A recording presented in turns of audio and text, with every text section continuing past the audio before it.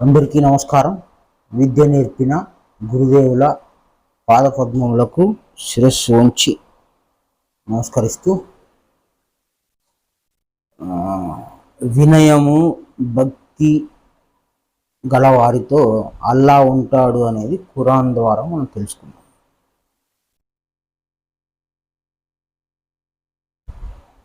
భక్తి మార్గంలో వినయం అతి ప్రధానమైనటువంటిది. సమయానుకూలత, సరైన ప్రశ్న, సరైన జవాబు చాలా ముఖ్యమైన కీలకమైన అంశాలు. ఒక ప్రశ్న అడగటంలోనే అల్లా ఒప్పుదలను బట్టి జవాబు వస్తుంది. ఒక ప్రశ్న అడిగే విధానాన్ని బట్టి జవాబు అల్లా అందిస్తాడు. ఆ ప్రశ్న ఎంత వినయంగా ఉంది, ఎంత భక్తిగా ఉంది, ఎంత తెలుసుకోవాలనే కుతూహలం ఉంది, ఆతృత ఉంది అనే అంశం మీద జవాబు ఆధారపడి ఉంటుంది. ఒక వ్యక్తికి జవాబు పరలోక రాజ్యం మర్మము యథార్థముగా తెలియాలంటే భక్తి, వినయము, సమయానుకూలత, ప్రశ్నని అడిగే విధానం కూడా, ఎటువంటి ప్రశ్నకు ఏ విధమైన జవాబు లభిస్తుందో ఆ యొక్క వ్యక్తి యొక్క భక్తి విశ్వాసాల మీద, శ్రద్ధ మీద ఆధారపడి ఉంటుంది. జ్ఞానము బైబిల్లో ఉంది, భగవద్గీతలో ఉంది, ఖురాన్లో ఉంది.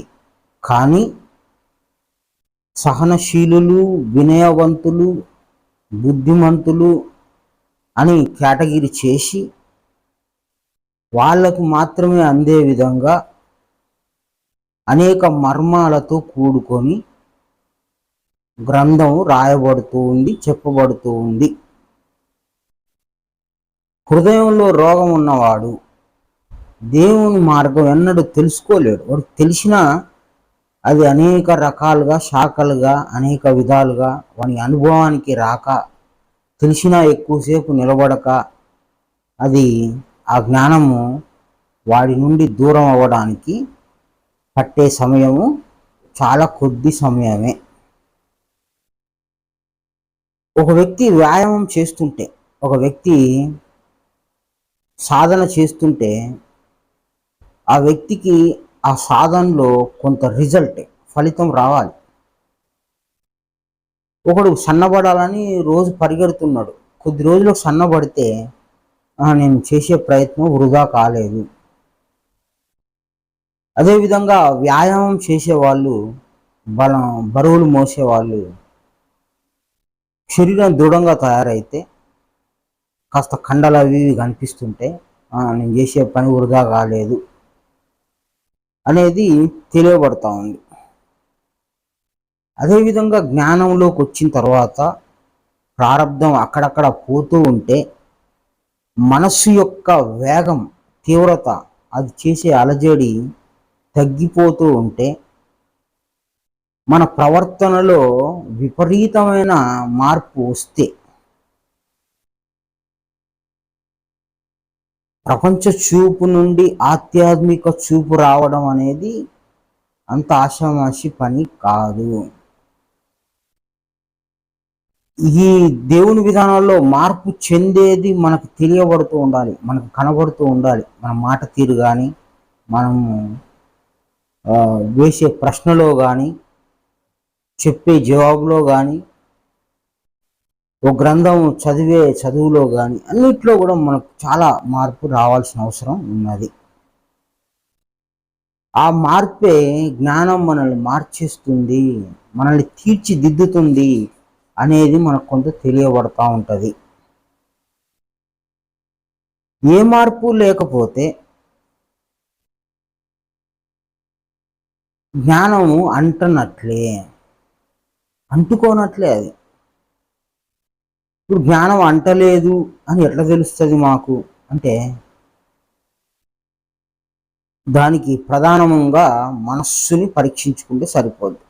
మనస్సు యొక్క ప్రవర్తన విధానం, దేవుని విధానంలో నువ్వు ఎట్లా ప్రవర్తిస్తున్నావని నీ మనస్సు నీకు తెలియజేస్తూ ఉంటుంది.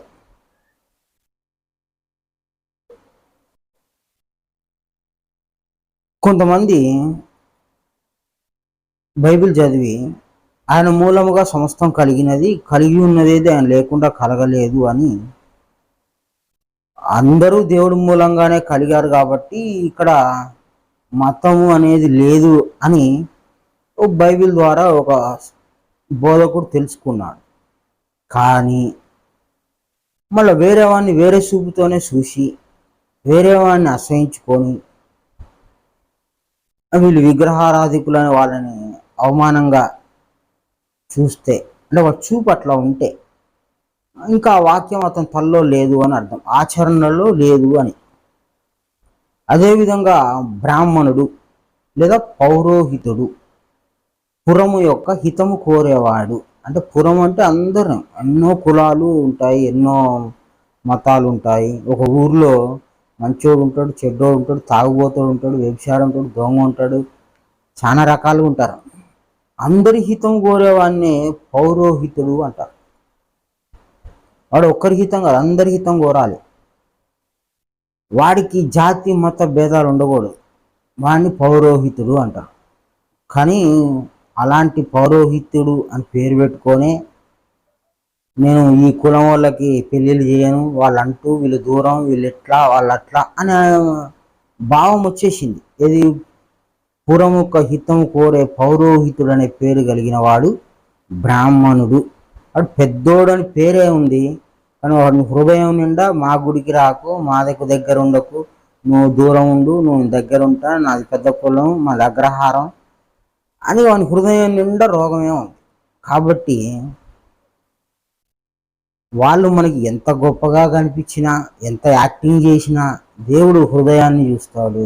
ఆ హృదయము ఎట్లా ప్రవర్తిస్తుందో అందరికీ కనిపిస్తుంది, తేటతెల్లం అయిపోతుంది. అది హృదయము తేటతెల్లం అయిపోతుంది, చేస్తుంది, మన విధానాన్ని బయట పెడుతుంది. ఆ విధంగా జ్ఞానంలో మన ప్రవర్తన ఎట్లా ఉంది, మన తోటి వారి పట్ల ఎట్లా ఉన్నాము, ఎట్లాంటి ప్రశ్న విసురుతున్నాము, ఎలాంటి జవాబు కొరకు ఎదురు చూస్తున్నాం. గురువుకి మనకి ఏంటి ఆ సంబంధం? గురువు ఏమన్నా నీకు రోజు చికెన్ బిర్యానీలు పెడతాడా, ఇల్లు కట్టిస్తాడా, లేకపోతే నీ బాగోగులు ఏమన్నా చూస్తాడా? ఏం లేదు. గురువుతో మనకి ఏంటిది అంటే గురువు జవాబు, శిష్యుడు ప్రశ్న. శిష్యుడి దగ్గర ప్రశ్న ఉంది, గురువు దగ్గర జవాబు ఉంది.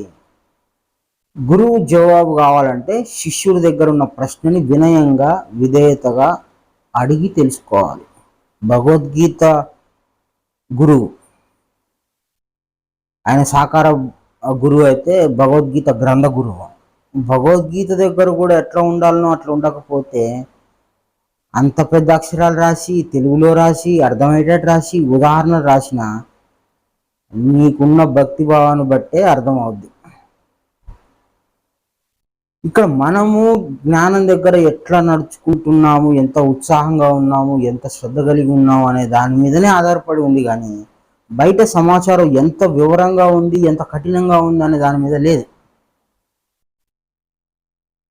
కనుక శిష్యుడు వినయ విధేయతలు కలిగితే, భక్తి శ్రద్ధలు కలిగితే గురువు దగ్గర నుంచి ధారాళంగా సునాయాసంగా జవాబు వస్తుంది. అతడు జ్ఞానిగా, సంపూర్ణ జ్ఞానిగా మారే అవకాశము శిష్యుడికి ఉంటుంది. శిష్యుడు ప్రశ్న అనేటువంటి దారి నుండి, ఆ మార్గం ద్వారా జవాబు పొంది, గురువు దగ్గర నుంచి పొంది, శిష్యుడు సంపూర్ణ జ్ఞానిగా మారి ఏదో ఒక జన్మలో మోక్షం పోయే అవకాశం ఉంటుంది. ఇప్పుడు గురు శిష్యుల సంబంధం ఎట్టిది అంటే ప్రశ్న జవాబులే. ప్రశ్న శిష్యుడికి ఉండొచ్చు, 100 ఉండొచ్చు, 1000 ఉండొచ్చు, 1,00,000 ఉండొచ్చు. గురువు జవాబుగా ఉండి చెప్తుంటాడు. నీ దగ్గర ప్రశ్నే లేకపోతే, నీ దగ్గర ప్రశ్నే, ఆధ్యాత్మిక ప్రశ్నే లేకపోతే, దేవునికి సంబంధించిన ప్రశ్నే నీ దగ్గర లేకపోతే నీ దగ్గర ఎంతసేపు అసూయ, మత్సరాలు, ద్వేషాలు, కులాలు, ఏ భేదాలతో నువ్వు నిండుకొని ఉంటే నీ దగ్గర ప్రశ్న లేనప్పుడు గురువు అనే జవాబు నీ దగ్గరికి రాదు. ఈ విధంగా జ్ఞానం తెలిసినా కూడా మత్సరాలు నిలబడలేరు. అందరిలో ఉన్న ఆత్మ ఉంది అని చెప్పి మనం అందరికీ నమస్కరించుకోవాలి. కానీ ఆ ఆత్మని సరిగ్గా చూడలేకపోతున్నాం. ఎందుకు? నీ దగ్గర ఆ జ్ఞానం నిలబడలేదు కనుక మన హృదయంలో పుట్టిన ప్రతీదీ ఎదుటివాడి మీద కక్కేస్తుంటాం. అసూయ కక్కుతాము, ద్వేషం కక్కుతాము, మత్సరము, ఇట్లా అనేక రకాలుగా జ్ఞానం తెలిసి కూడా అదే పని చేస్తే తెలియని వాడితో సమానము అని గురువే అన్నారు. కానీ శిష్యుడికి తన ప్రవర్తనను బట్టే గురువు దగ్గర నుంచి లభిస్తుంది. కానీ సత్ప్రవర్తన లేకపోతే, ఆధ్యాత్మిక ప్రవర్తన లేకపోతే, అంటే హృదయ ప్రవర్తన, మళ్ళీ బయట ఆధ్యాత్మిక ప్రవర్తన అంటే కాషాయం గుడ్డలు వేసుకోవాలి, కర్ర పట్టుకోవాలి, తెల్ల బట్టలు వేసుకోవాలి, ఈ బయట విషయాలు కాదు, లోపల హృదయానికి సంబంధించింది. ఈ హృదయంలో ఉన్న శ్రద్ధను బట్టి జ్ఞానం అనే జవాబు నీ దగ్గరకు వచ్చేస్తుంది 100% వస్తుంది. ఇది సూత్రం, ఇది చట్టబద్ధం, శాసనం. అయ్యో నా దగ్గర భగవద్గీత కొనడానికి 500 కూడా లేవే, అవసరం లేదు. నీకున్న శ్రద్ధనే గ్రంథం వస్తుంది, గ్రంథం చెప్పే బోధకుడు వస్తాడు, వీలు కాకపోతే డైరెక్ట్ గురువే వచ్చేస్తాడు. అంత శక్తివంతమైనది శ్రద్ధ, భక్తి. నీ దగ్గర ఆధ్యాత్మిక ప్రశ్న ఉంటే ఆ ప్రశ్న నేను దేవుణ్ణి కూడా నీ దగ్గరికి తీసుకొచ్చేస్తాడు. దేవుణ్ణి కూడా నీ దగ్గరికి తీసుకొస్తాడు. అంత గొప్ప బలమైన శక్తి కలిగిన వాడు శిష్యుడు. కనుక గురి కుదరాలి.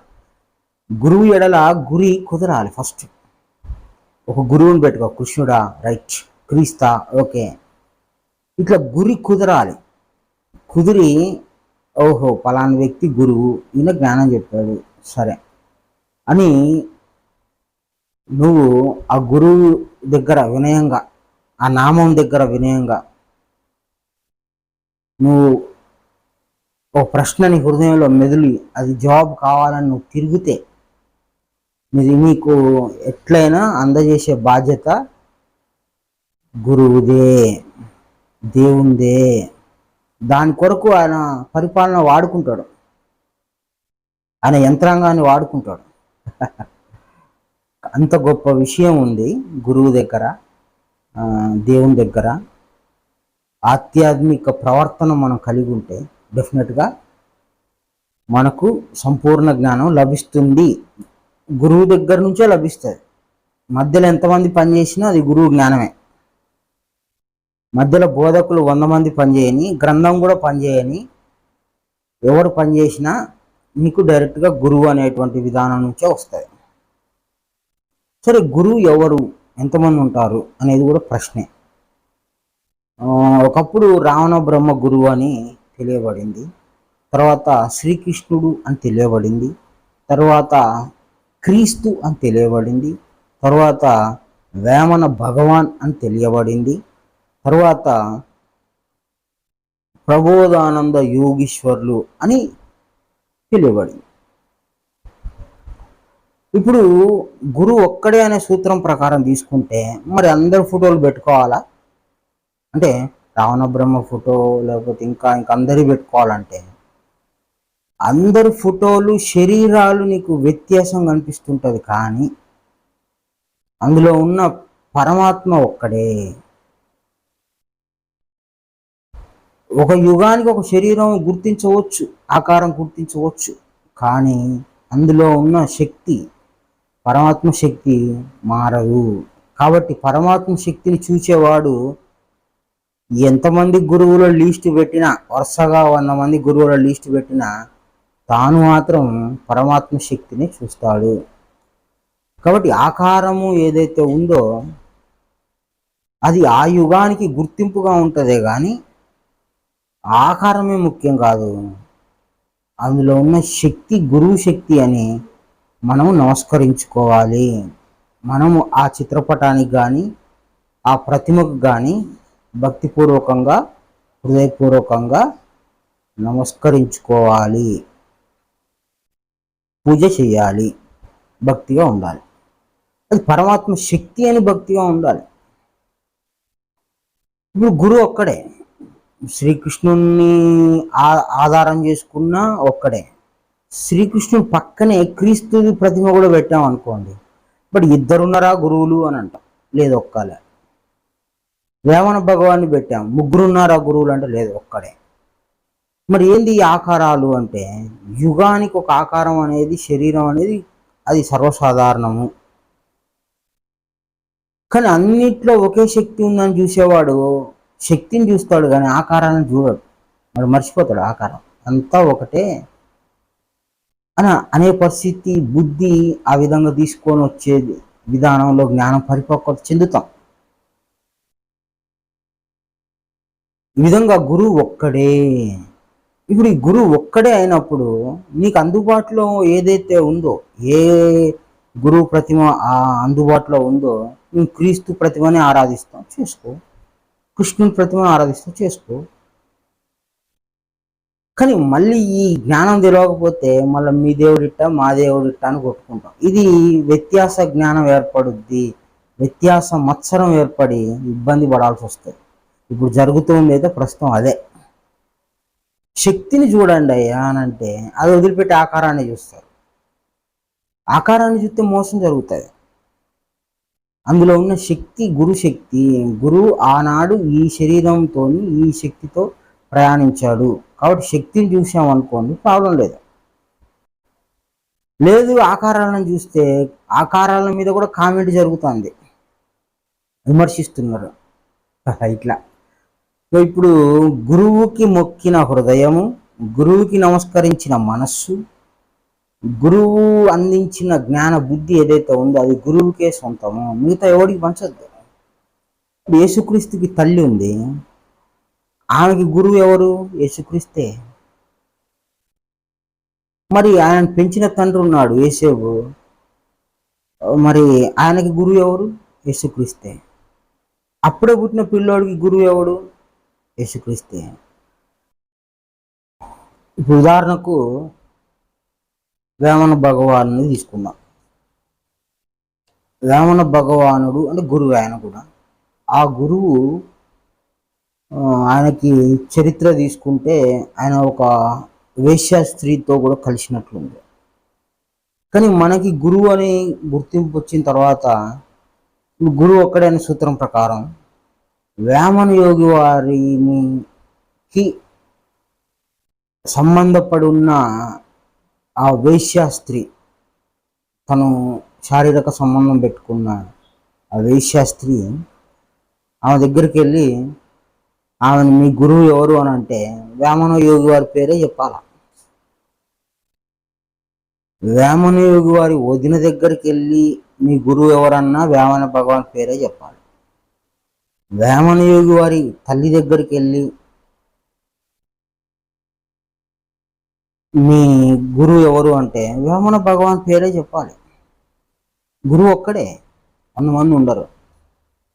అదేవిధంగా శ్రీకృష్ణుడు రాధా, రుక్మిణి, సత్యభామ ఇట్లా అనేక మంది స్త్రీలతో కొంత భక్తిభావము, శరీరానికి దగ్గరగా ఉండే సంబంధాలతో కొన్ని రిలేషన్స్ ఉన్నాయి. గురువు భౌతికంగా భూమి మీద నడిచినప్పుడు భౌతిక సంబంధాలు ఉంటాయి. ఇప్పుడు ఆ మొత్తం ఆ శ్రీకృష్ణుడు ఉన్న అదంతా ఆ విధానంలో, ఆ మహాభారతంలో కంసుడు ఒక్కడే చెడ్డోడు అన్నట్టుగా చూపిస్తుంటారు. కానీ కంసుడి దగ్గరికి వెళ్ళి నీ గురువు ఎవరని అడిగితే కృష్ణుడి పేరే చెప్పాలి. శ్రీకృష్ణుడిని కనిన తల్లి దగ్గరికి వెళ్ళి మీ గురువు ఎవరంటే కృష్ణుడి పేరే చెప్పాలి. ఆ బోయేవాడు బాణం ఎత్తే కాలుకి చిక్కుకొని కృష్ణుడు చనిపోయాడు కదా, ఆ బోయేవాడి దగ్గరికి వెళ్ళి మీ గురువు ఎవరంటే కృష్ణుడి పేరే చెప్పాలి. సత్యభామ శరీర సంబంధమైన భార్య, ఆమె దగ్గరికి వెళ్ళి మీ గురువు ఎవరు అంటే కృష్ణుడి పేరే చెప్పాలి. ఈ విధంగా లోకం అంతా సమస్త భూమండలానికి గురువు ఒక్కడే. ఆ గురువు ఏ కాలమందు ఎట్లా పుట్టినా, ఎవరితో ఏ రకమైన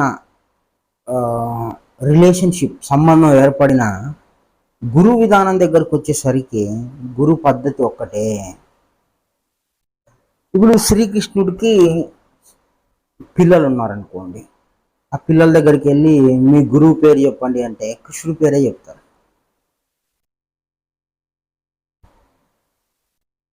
సత్యభామ దగ్గరికి వెళ్ళినా కృష్ణుడి పేరే, రుక్మిణి దగ్గరికి వెళ్ళినా కృష్ణుడి పేరే. లేదు ఆ ఊర్లో ఎక్కడో దూరంగా హీన జాతి, అంటరాని జాతి, అడవి జాతి అని పేరు పెట్టుకొని నివసించే వాళ్ళ దగ్గరికి వెళ్ళి మీ గురువు ఎవరు అంటే వాళ్ళు కూడా కృష్ణుడి పేరే చెప్పాలి. కృష్ణుడు గురువు గనక, గురువు ఒక్కడే గనక ఏ యుగమందు వచ్చినా గురువు ఒక్కడే.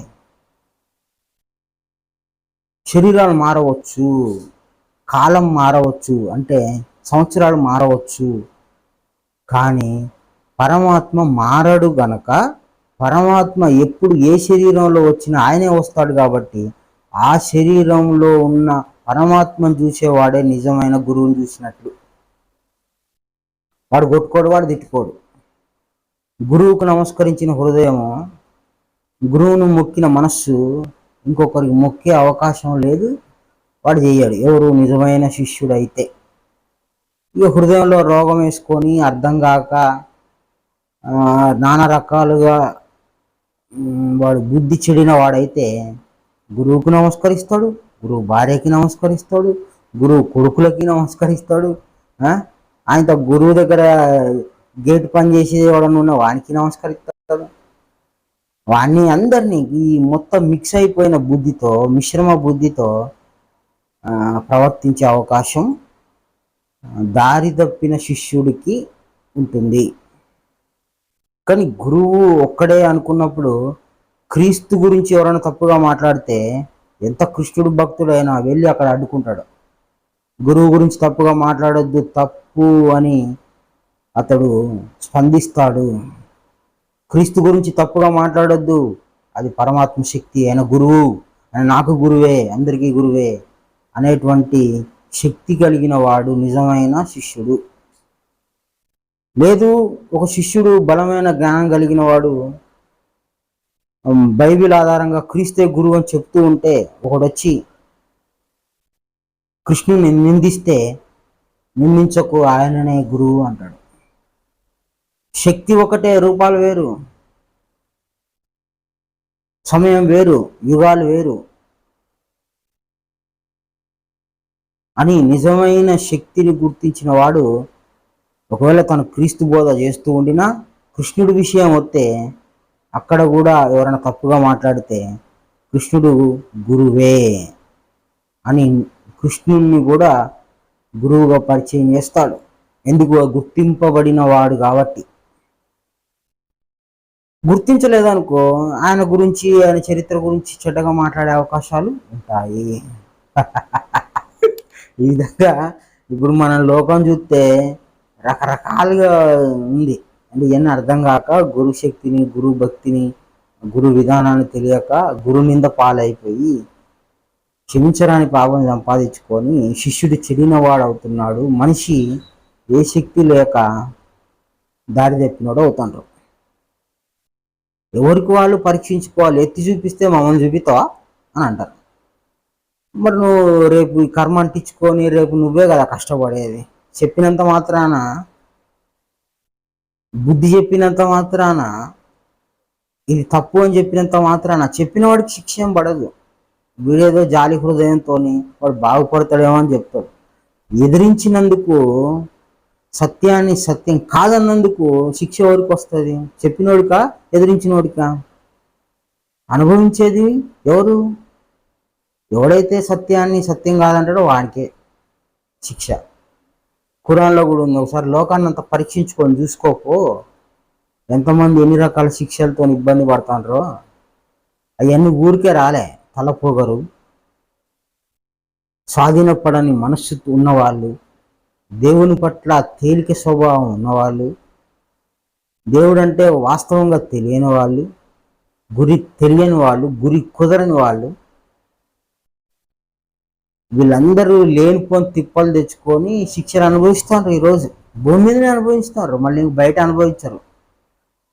సంపాదన ఇక్కడే, అనుభవించేది కూడా ఇక్కడే. సంపాదించేటప్పుడేమో అనుభవించేది తెలియదు, అనుభవించినప్పుడు ఎట్ట సంపాదించుకున్నామో తెలియదు. ఆ వివరం అంతా మళ్ళీ గురువు దగ్గర జ్ఞానం పొందిన శిష్యుడు చెప్పాలి.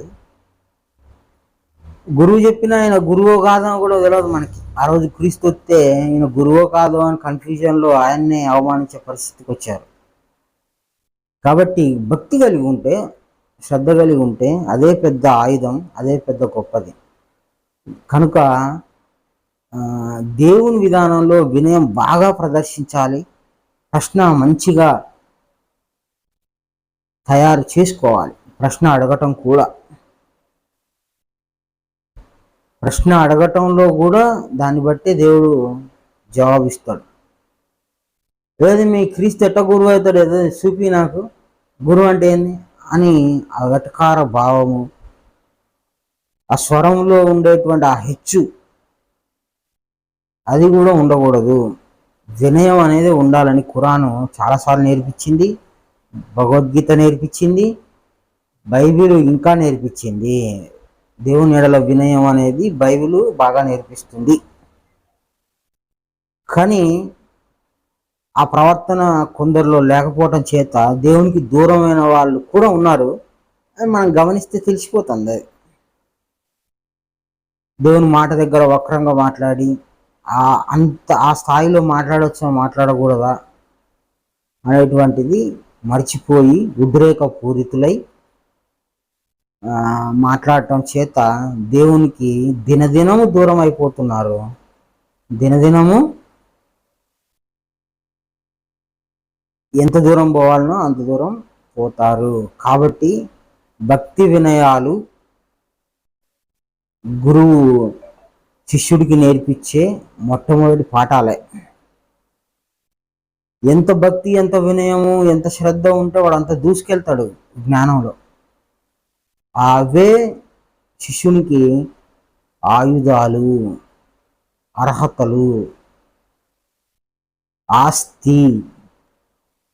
వీటి ద్వారానే జ్ఞానం వస్తుంది. గురువు వచ్చేస్తాడు, నువ్వు మోక్షానికి పొందే అవకాశం కూడా ఉంటుంది. కాబట్టి ప్రపంచంలో నడుచుకున్నట్లు దేవుని విధానం నడుచుకోవద్దు. ప్రబోధానంద యోగీశ్వరుల వారు ఒక స్పీచ్లో, మీరు జ్ఞానం వినడానికి వచ్చారు, ఎట్లా పడితే అట్లా కూర్చోకండి, ఎట్లా పడితే అట్లా ఉండకండి, వచ్చింది జ్ఞానం తెలుసుకోవడానికి కాబట్టి శ్రద్ధగా అర్థం చేసుకునే ప్రయత్నం కొరకే ఉండాలి. కానీ ఆవలింతలు, నిద్రలు, మజ్జు మత్తు ఇట్లాంటివి వద్దని గురువు తన ప్రసంగంలోనే గద్దించడం జరిగింది. అంటే ఆ విధానం దేవుడు కూడా ఈ క్రమశిక్షణ, ఈ పద్ధతి, ఈ వినయము, ఈ గురువు దగ్గర సరిపోకపోతే శిష్యుడు దూరం అయిపోతాడు. ఆ విధంగా హృదయం శుద్ధిగా ఉండాలన్నా, మనం గురువుతో అనుసంధానమై ఉండాలన్నా భక్తి భావము, వినయము, ప్రేమ, ఇవన్నీ చాలా ముఖ్యమైన అంశాలు.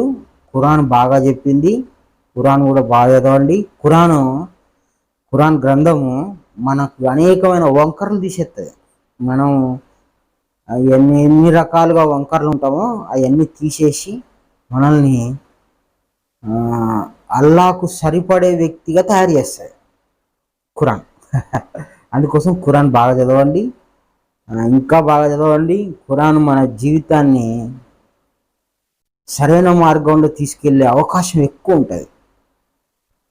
కనుక గురువు ఎడల ఎంత మంచి భావం పెట్టుకుంటావో, జ్ఞానం నీకు ఎంత తెలుసు, ఏం తెలుసు అనేది కాదు, గురువు దగ్గర ఎంత భక్తిగా, శ్రద్ధగా, వినయంగా ఉన్నావు అనే దాని మీద నీకు జ్ఞానం లభిస్తుంది.